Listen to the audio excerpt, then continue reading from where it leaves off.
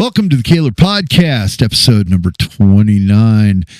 Boy, it's been really, really busy around here for quite some time, and we have not had a chance to take care of your comments. That's what today's thing is going to be in its entirety, just answering your comments. How you doing, Gary? I'm doing good. Looking forward to this. Yeah, this will be pretty cool. We got a few to choose from, and we can't get every last one of them. Sorry about that.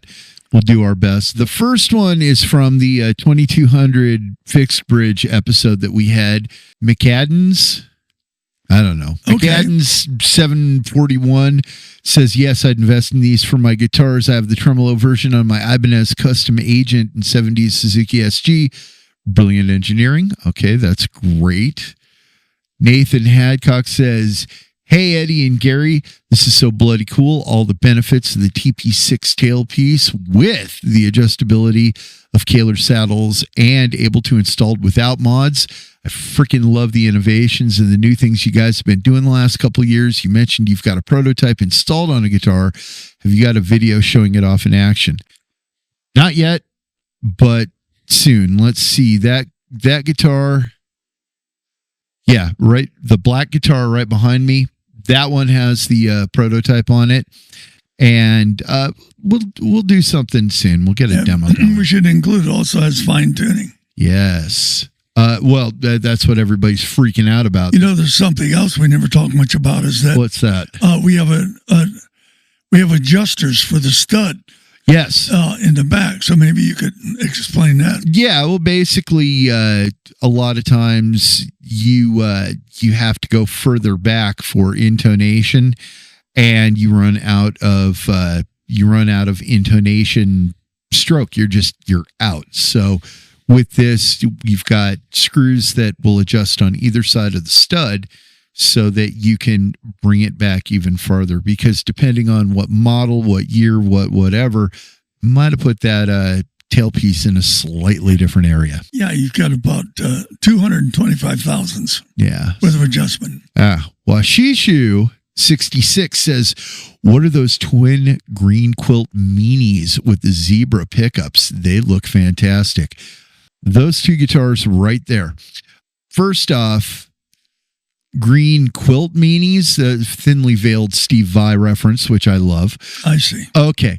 So those are custom guitars. Those are actually very special guitars, because those are the first guitars that the 2024 Steelers were ever installed on. We've got a professional with an auto latch and a traditional with the Godiva block. The bodies and the necks are Mighty Might. The pickups are DiMarzio, Crunch Lab in the bridge, Phantom 90 in the neck, CTS 500K pot, Switchcraft switch, and a Pure Tone jack, and fancy Spurzell locking tuners that are green and black. So yeah, I went all out on those things, and they are a joy to play. Well, they look nice. It's Christmas time, green. Yeah, I should have mixed some red in there with them, right? There you go.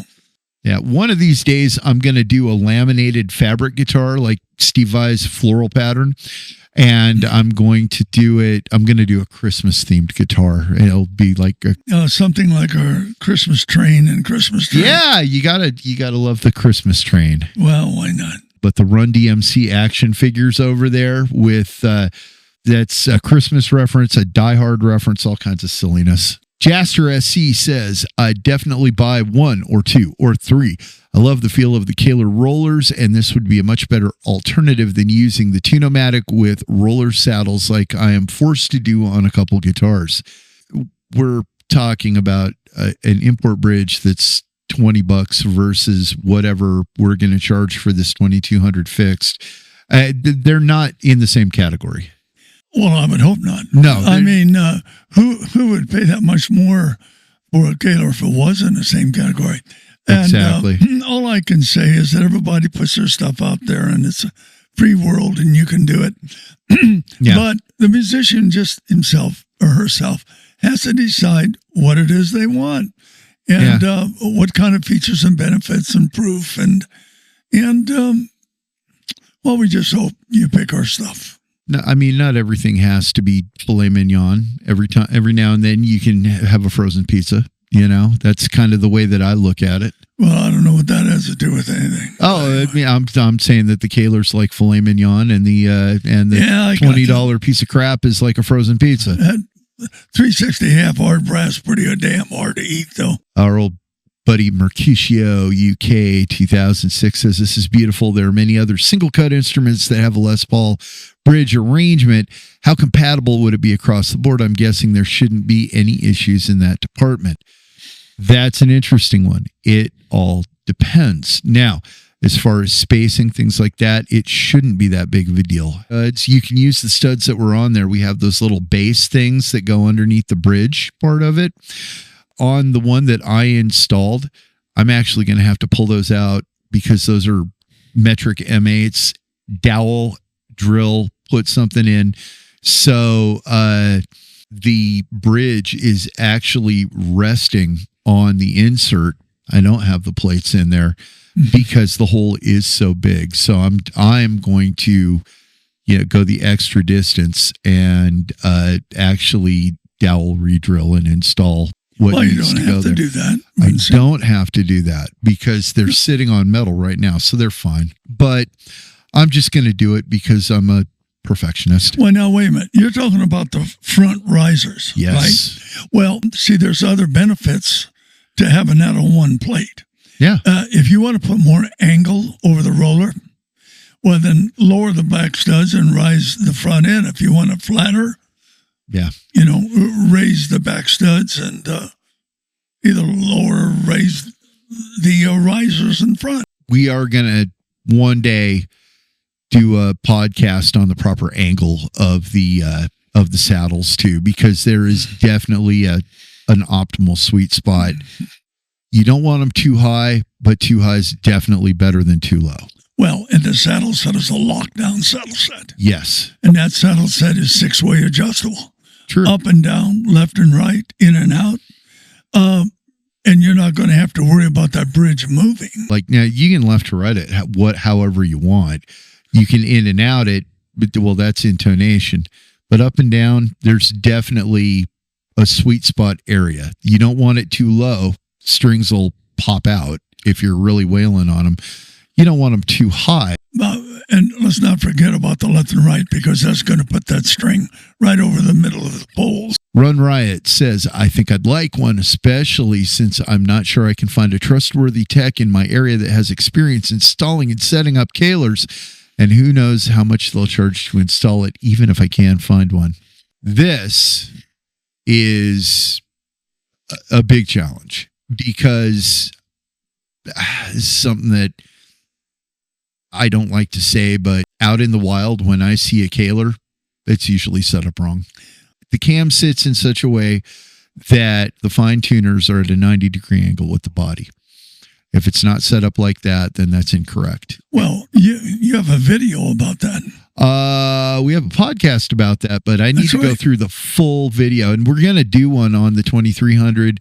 Everything that goes for the 2300 goes for the 2200, the 7200, the 7300. But we have a video out there, and you should note that here. We do have. I think that you made a one of three a long time ago, but part of the reason I'm here is to reshoot those.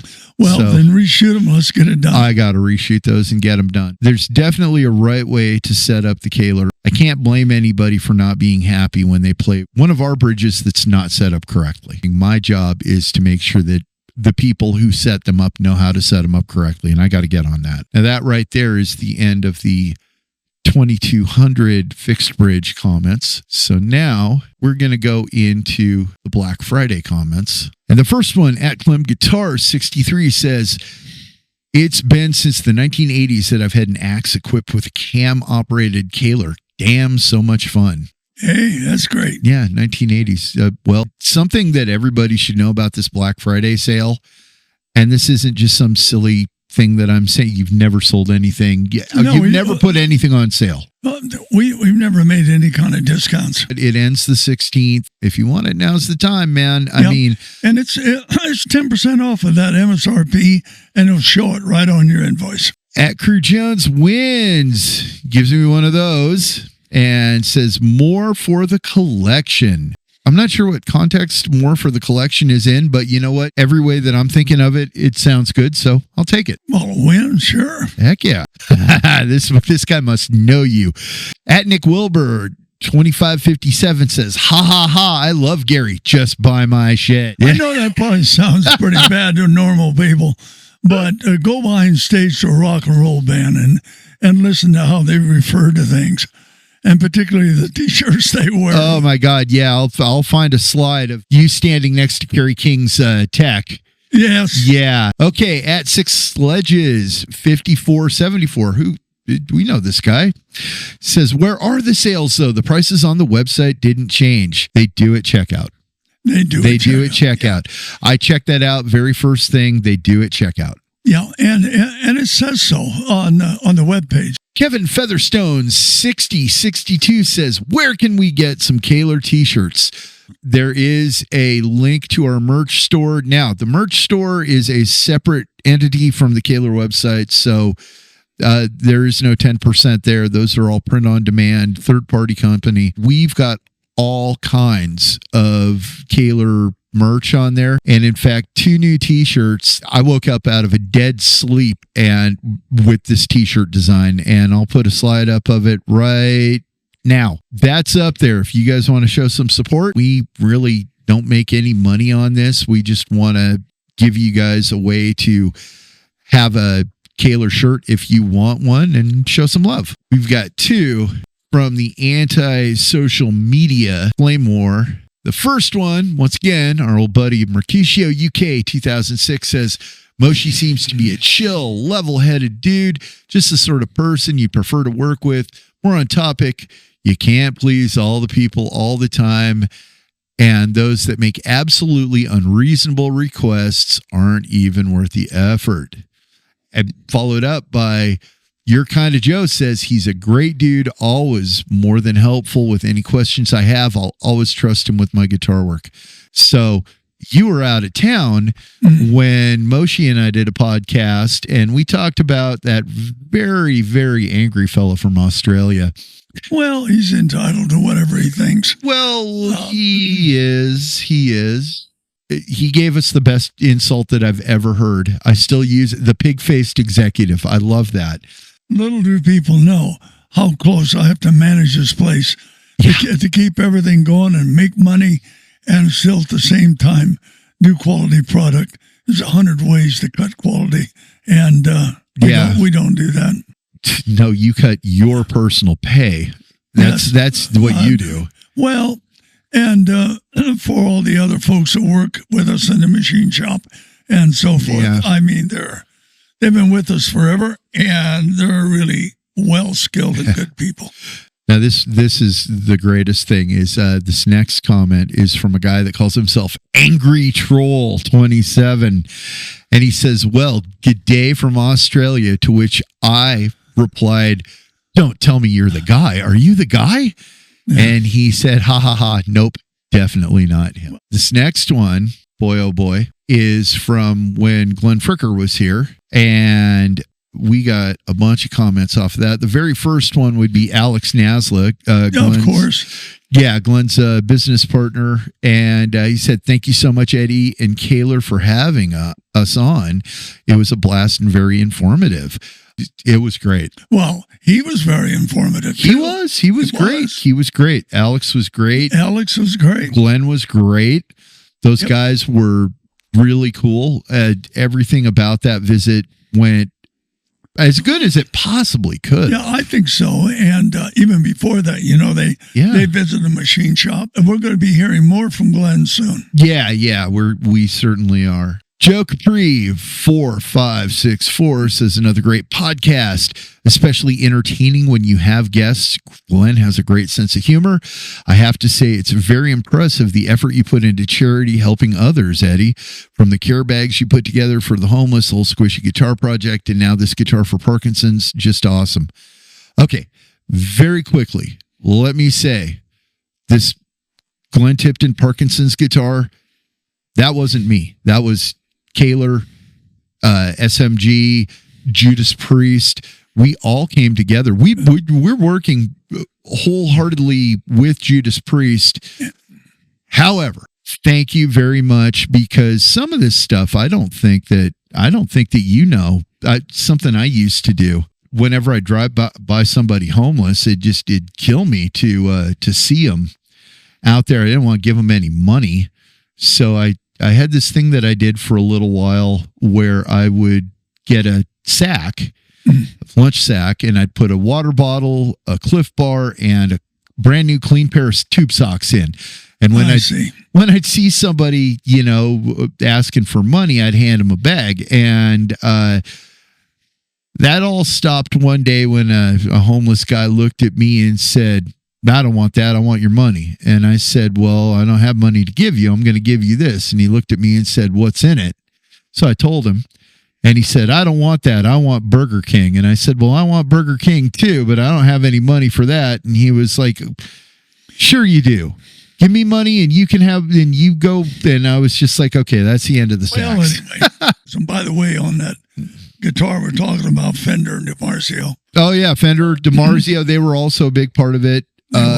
Ernie Ball gave us Tipton's custom strings. It was really cool. But you did the work. That's true. And I put up a little money there to get it done. You put up a little money. I did the work. I spec'd it out. Fricker flew out here and watched the concert. He did his part. Oh, yeah. Tell you what. Well, we had a really good time at the concert. It was fantastic. How many of us? There was 8 of us or something like that. I don't even remember. It was a lot, but it was. It was a lot of fun. I'm looking forward to the day that Glenn and Alex come back out here, either together or individually. You bet. Raxu Quinn, I think that's how you say it, says, "Fricker fan, glad this exists." Yeah, me too. I'd wanted to work with Glenn Fricker for a while. I'd kind of put out a bid during the Squishy Guitar Project years, and that fell through, but then stepped up my game to Kahler, and he showed up. So well, he showed up because I'm and we were able to do it. He's just a blast, man. I like the guy. He really is. And he doesn't mince any words. He's pretty damn real, I dare tell you. Glenn's all kinds of fun. With somebody like him, controversy can tend to follow him. But I just want to let anybody know that he took the time to take pictures and be very, very nice to everybody who recognized him, walked up to him, and that was a lot of people. Well, that certainly was. I was surprised how many people knew him when we walked into the Judas Priest show. Oh, yeah. And then everybody, they wanted a picture with him. Oh, God, yeah, they did. And that wasn't because of us. It's because of his own show. They had no idea who we were. Well, what's he have? He has many, many hundreds of thousands of followers. I think he's really close to 600,000. 600,000. Think about that. That's something. I'll tell you what, there was one guy I felt really, really bad for because he was like, "Glenn Fricker, oh my God, I can't believe it. I love Judas Priest too." And Glenn was like, "Awesome, dude." And then he said, "Can I get a picture?" Yeah. And he was like, "Hey, here's Gary Kahler." And he was like, "Gary Kahler, oh my God. Yeah. Oh, can I get a picture with the two of you?" And you're like, "Yeah." And then Glenn was like, "Hey, this is Eddie here." And the guy was like, "Oh. Who's he?" Oh, and it was like, yeah, no, let this guy have his moment. And Glenn's like, "No, get in the picture." And it's like, so to that guy, if he ever sees this, I'm sorry, I'm in your picture with Gary and Glenn. Anyway, send us a picture. We'll put it up. This is kind of a long one, but this is all comments and it seems good. So Bob of-Zoid says, "As a luthier of over 40 years, I am all into Kahler bridges. Expensive? Yes, but because of all that goes into making them in the first place, which is less than casting alloys that can be that can vary by batch strength and other properties, more matching, better stable metals and alloys, add the meticulous engineering, and it's worth every penny and then some. And yes, I've installed a Floyd Rose on a 60s Les Paul, spring routes and all, and only because the customer was a Floyd Rose guy and he wouldn't go for the Kahler because of biased rumors and herd mentality. Cutting up a 60s Les Paul wasn't my worry, and I would do it to a 51 too, since it's all factory-made instrument, and I'm an artisan master craftsman, which means I can hope to count for a bit more. Him choosing Floyd over Kahler was an issue to me, knowing it could have been a better instrument for it and easier for me and his wallet as far as my bill with much less routing. The very first guitar I ever made from scratch, I equipped with a very early Kahler, carbon fiber neck, reinforcements, heelless neck to body transition, stainless steel frets, exotic woods, and so anti-guitar snob stuff. Since I was in on that whole 70s, 80s guitar tech improvement movement and already well familiar with all the early Floyd Roses without the fine tuners, having been an engineering geek, still am, and also know Grover Jackson and many others were part of the innovation. First used the first batch of stainless steel frets, helped develop some tech stuff myself. Kahler was one I could call, ask to speak to Gary because I had an idea, request, and without trying to get rid of you, they would ask him first, and unless off in a meeting or something, he was eager to hear it because he was into any and all improvements, no matter from who, and spread that atmosphere of caring, open communications, and being all about the product ahead of just raking in profit.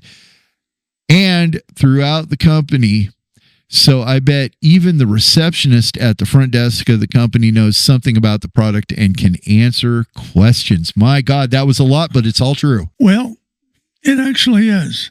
I don't remember Bob because there's so many Bobs. Right. I mean, hundreds and hundreds.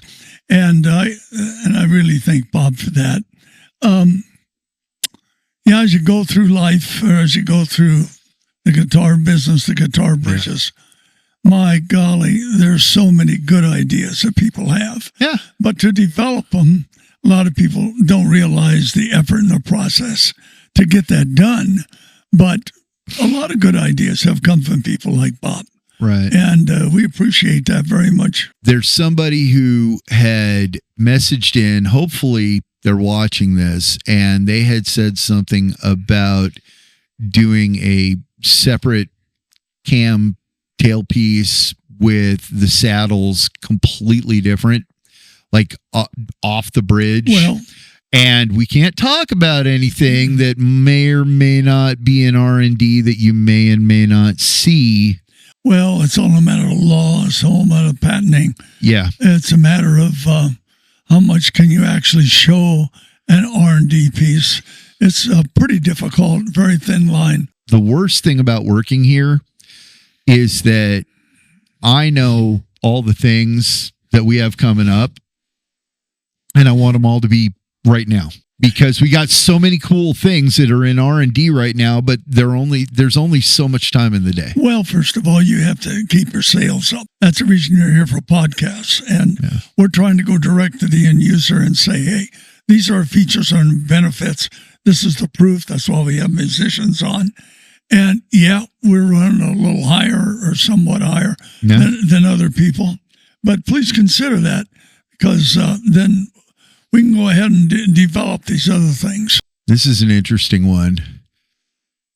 Paul JJ 3582 said, put stud mounted system on my 1981 Lato in the year 1985. It was 250 Canadian.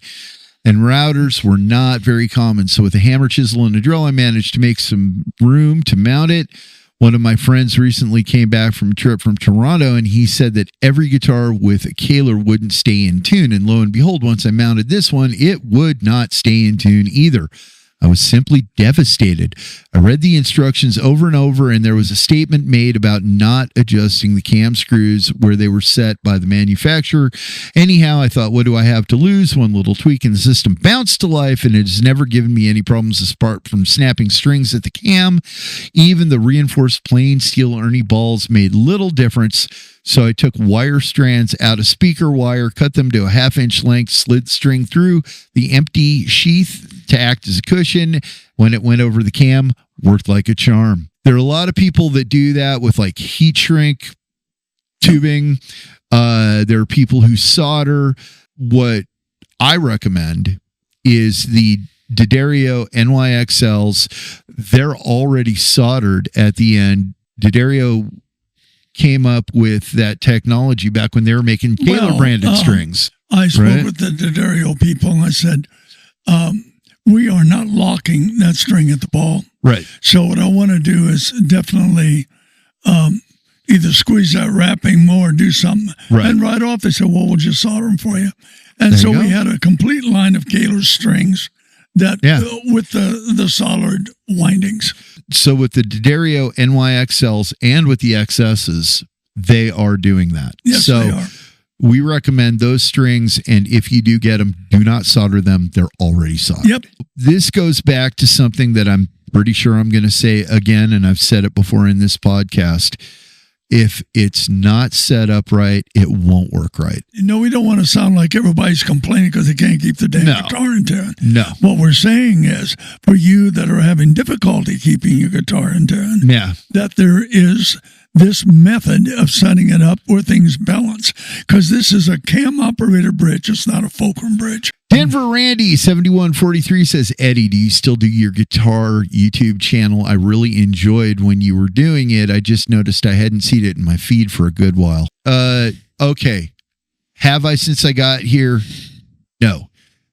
But I'm about to start it back up. There were a lot of things to focus on here that had to get done, and my channel took a back seat because I accepted a position here. And so this is, this is what I have to do. But now time should be starting to free up, and I'll start doing things on there again. This is a good one. Matthew 8127 says, who do you think first discovered the Kahler Pro with the Floyd nut combo? I noticed Judas Priest and Slayer always did that after a while. Is that a more truly solid setup than the behind the nut clamps? I've had mixed luck with the behind the nut clamp, but I think it was based on how good my repair person was each time and how the nut was cut. So glad Gary explained the string director part of the locking nut. Okay.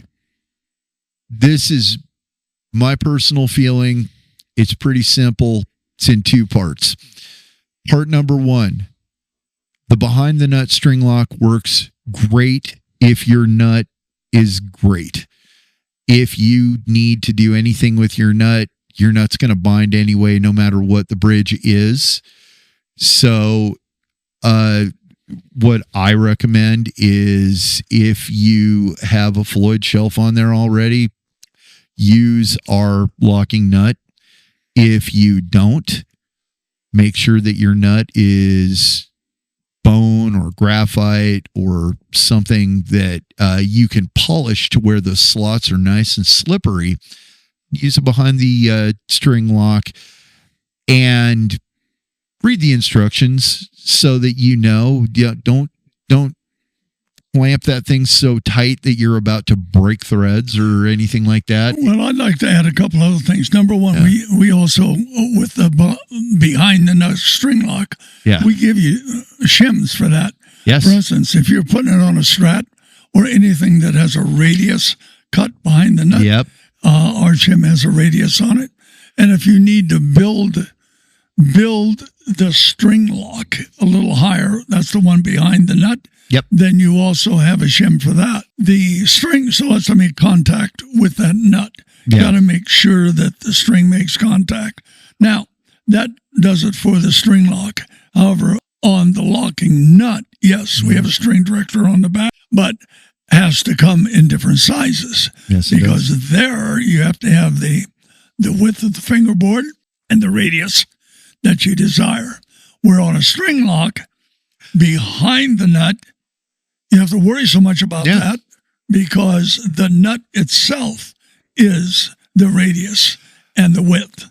That's all you're doing is locking these strings behind the nut. And for the most part, that's very universal and works a lot because when the string takes off to the left or the right, coming out of the string lock, there's nothing there to keep it from going left or right. That little pad would come right up and lock it. Another thing, too, is that if you're using the string lock and you're going straight on, but you've got it on something like a Gibson, especially the D and the G strings, those go off at an angle, so the nut is usually cut at an angle, and so you're going to have to redirect that so that it's straight going into the string lock. Got it. we make 2-string locks, and we do not make the JT6 string lock. That's a counterfeit. There's a weird string lock locking nut thing that came with the AccuTune stuff. The AccuTune stuff gets falsely represented as Kahler stuff all the time. Why some people have a stigma is because they think that the AccuTune 2 is a Kahler, and it's not. 25% of all phone calls coming in here, emails included, are talking about either things that look very close to what we made or just outright counterfeits, one or the other. Yeah. So we have to take the extra step, having people take pictures of the part, take a profile as well as a direct top shot, so that we can identify it as a regular Kahler, because most of these things require parts, well, all of them require parts that are precise. All the metric measurements isn't going to work because we're using SAE and standard American measurements. That's your first clue, is if metric fits, then it's a counterfeit. This is actually a pretty good one, believe it or not. Okay. Fine Art by Aldo says, I traded off my 1985 USA BC Rich Warlock with the Kahler tremolo. I changed the rollers, the springs, oiled the cam. Oiled the cam? Why would you oil the cam? Adjusted the cam, and I could never keep the Kahler trem in tune. I spent a lot of time and money and never once got the tremolo playing right. I love my Floyd Rose equipped guitars. They are easier to deal with. I have a 1992 Robin Machete with a Kahler Steeler tremolo, and that tremolo rocks, except I bought the guitar without the bar for it. I bought a new bar upon the suggestion from Kahler USA, and that bar is horrible and does not fit in the tremolo as well as the original bar. When the bar threads in, it does not fully seat, and it looks terrible on the guitar. I emailed Kahler and never got a reply on why the recommended bar does not fit the Kahler Steeler tremolo at all. I am definitely not a fan of Kahler. Why are we looking at this? Because this is loaded with things that people say that are easily corrected if we take the time to correct them. The first one that I want to say is this. How do you know that the bar that you bought doesn't work as good as the original bar if it didn't come with the original bar? Second, Kahler does not recommend a bar to go in the Steeler. Kahler makes a bar to go in the Steeler. So if you did not buy a Steeler arm, no wonder it doesn't fit. I'm willing to bet that when this person says they bought a bar upon the suggestion of Kahler USA, that it wasn't Kahler USA. I'm willing to bet that it was a third-party seller. Well, first of all, he's entitled to his opinion. Sure he is. No, but there's a lot of BS here that I don't agree with, that we have no service. We got the best damn service you can think of. We got the best damn service. Now, I don't know why you would say you bought a bar from us and it didn't work and nobody responded, because I see a lot of those. Now, that right there is why I think it was a third-party seller. Well, whatever it is, he knows, we don't know. And I can appreciate what he writes. He's upset. And well, I can appreciate. And he loves his Floyd Roses, so good for him. Well, good for him. But, okay, this right here is part of the problem that we need to correct, because this is misinformation. We would not recommend a bar for a Steeler. We would say, this is the Steeler bar. We wouldn't say, oh, buy this one. We would say, you need one, here it is. Yeah. Okay, that right there leads me to believe that he did this through some kind of third party. Well, these misunderstandings go on forever. That only Kahler makes parts that fit Kahler. There are 2 or 3 different places out there that people think are Kahler, but they're not. Yeah. And we're not at liberty to say who they are, because we don't need the lawsuit. No. But if you need a Kahler part, buy it from Kahler. Yeah. Nobody else. That's enough on this one. These are a couple comments from the Extended Range podcast. So Advanced Approach Production 2394 says, Eddie, is that a Peavey Nitro 3 on the wall over your right shoulder? Sure looks like it, killer. Let's see. That's right. I moved the guitars. Yeah, it's Peavey Nitro right over there.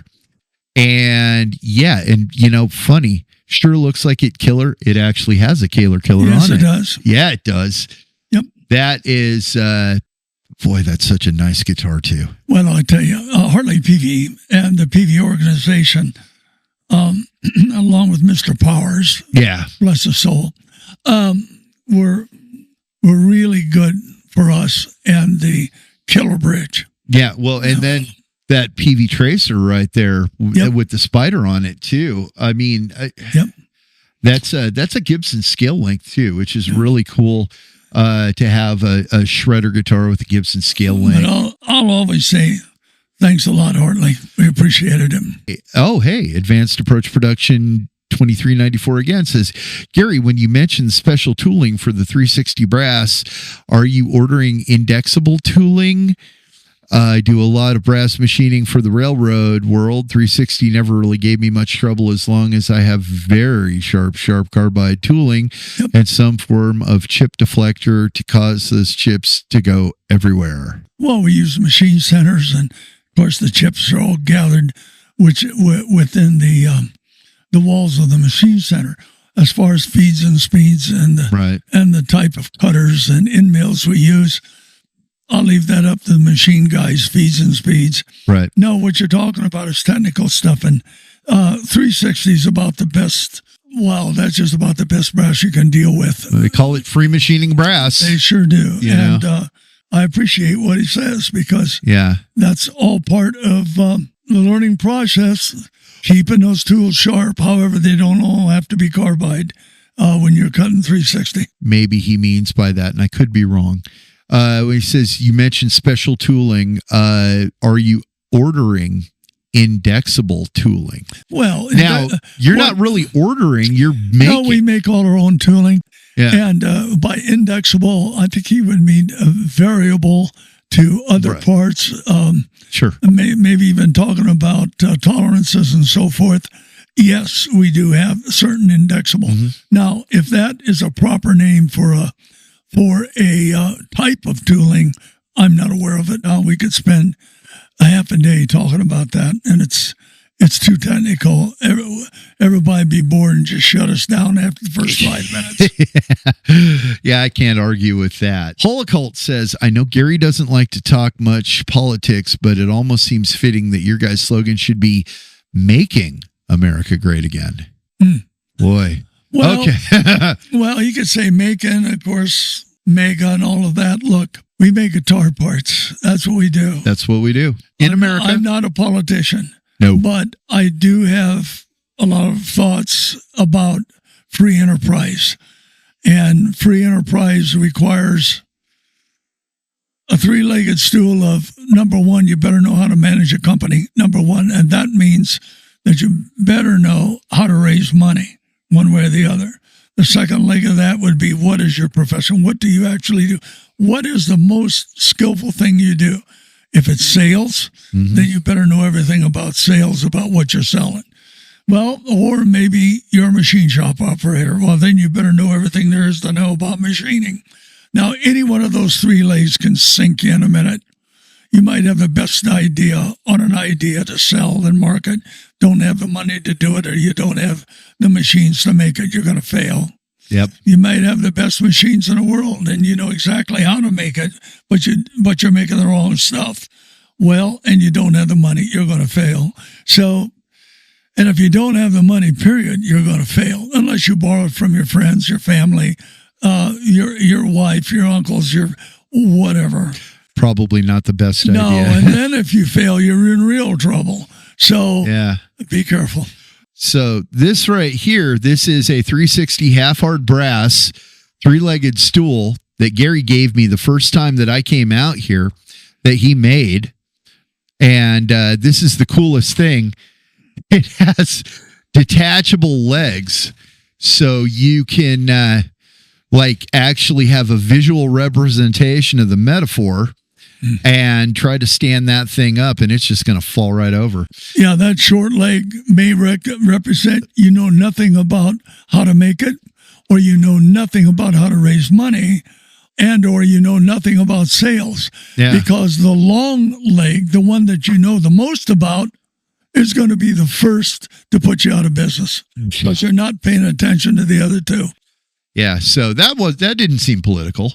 No, I think that was good. We just want everybody to have a job and feel productive. Well, I think so. Yeah. Cafe Society 8525 says the only bridge I've had break was a Kahler. And my reply was, how specifically did it break? That was a while ago. I've got no response. If you have a problem with your Kahler bridge that you still currently have, not one that you have a memory of from 30 years ago, but if you have a Kahler bridge right now that you're having a problem with, you can email me at eddie@kahlerusa.com, and I will do everything that I can to help you diagnose that problem, make the thing work right, because it doesn't do us any good for there to be Kahlers out there that people are unhappy with. I have managed and insisted on keeping the same dimensions on parts from day one. So we have the screws and the parts to fix something if something's wrong. We can make a recommendation with you. Yeah. Yes, you may have to buy something. This isn't necessarily a method of selling stuff, but if people need parts, they need parts. And if you bought this as a secondhand thing off of eBay or whoever you bought it from, you may not understand it pretty well. So let us know what your problem is because we're here to help you out. Mike Hunt N for you says, I love Kahler trims. I wish LTD, Jackson, BC Rich had some production models that had them. I guess Dean is the only one doing that. And then Dark Light Heart 666 says, go look around on Reverberate, BC Rich, and a couple other companies that put Kahlers on production models. I seem to remember the last Kerry King Warlock 7 had one before he switched to Dean, but I could be misremembering. I think this is more a popularity thing. Really, people are more attuned to the Floyd Rose than the Kahler, myself included, so they typically don't do many. It is a different route in the body and slightly different setup, so it's just easier to retrofit one than produce a quantity of a certain body with that route. It would actually be easier to produce a body with the Kahler route for a cam. It'd just be much easier. Well, it's only routed on one side, and it's a small route. Very small. You don't have to take away all that wood on the backside to put the claw in. Two more comments. The last one is from the Win This Strat guitar. And the first one, Card 2565 says, what a fantastic looking instrument. The electronics are just insane. Talk about versatility. Good job. Thank you. That's the best, most advanced bridge we make in a cam. That is. And with the number one, is that a locking nut up there? That is a behind the string lock. Yeah, in fact, I did not put a String Lock Pro on there because I didn't want somebody to over tighten the thing. The last one, I saved this one special for me. Bob of-Zoid. Again. I don't know. Is it? Yes, we had Bob before. Oh, okay. Well, he liked us before. Let's see what he has to say this time. Good explanation, but on the topic of pickup winding, it would have been better if you would have said wrap, and here's the finish wire. But in this case, that is a lead, and call it the tap, and then go right back into the same wire and add more wrappings. Why? Because the way you drew it, you made it look like the second set of winding starts with a disconnected wire inside the coil, which cannot and will not work for anything but added weight in a thicker coil. As a luthier and electrician by trade, I've had to explain the difference between coil splitting and coil tap, and so often it hurts. These guys just learned that tap the humbucker is wrong. So, I don't want to overload them with too much. And I stand by what I said. How I explained coil tap is how coil tap works. Maybe my semantics were not 100% they weren't. Textbook. I don't know anything about what you're talking about. And yeah. You must have been screwed up that day. Oh, yeah. Gary's taking your side, Bob. So, hey, screw you both. I like Bob. Bob had something good to say a little earlier. Well, okay. Well, shit. Yeah, we got different semantics. I love it that he participates. Well, no, that's good. That's good. And he's a luthier and as well as an electrician by trade. The thing that I appreciate the most is that he's not stampeding directly to coil tap the humbucker is blah, blah, blah, because that pisses me off. You know what? That is an industry-wide problem that somebody started using that term wrong, and now everybody uses it wrong, and you can't tell anybody the right way. They all get mad. Well, all I got to say, if it's a wrap or a wind or whatever it is, do it your way and get it done how you like it. Well, yeah. And correct that. And a tap. Remember I asked you not too long ago, what is meant by a tap? What is meant by a tap? Now, people might think I'm really dumb about that. No, I don't even pretend to be an electrician. I hope you know what you're doing. That's all I'm saying. Oh, not a clue. Okay. Just ask Bob. No, that's fine. Bob's opinion. No, I love it. Actually, Bob's not saying I did anything wrong. He's there's a different semantics for it. You know what? I'm fine with it. It's like my sloppy ways are part of my charm, or that's what I tell myself anyway. That's sick. Anyway. All right. Well, whatever. I think that we've done enough here. We'll sign off, and I'm Gary Kahler, and I want to thank you for watching. And listen, send us your explanation. We'll do the best we can to talk about it. Absolutely. Yep. See you next week.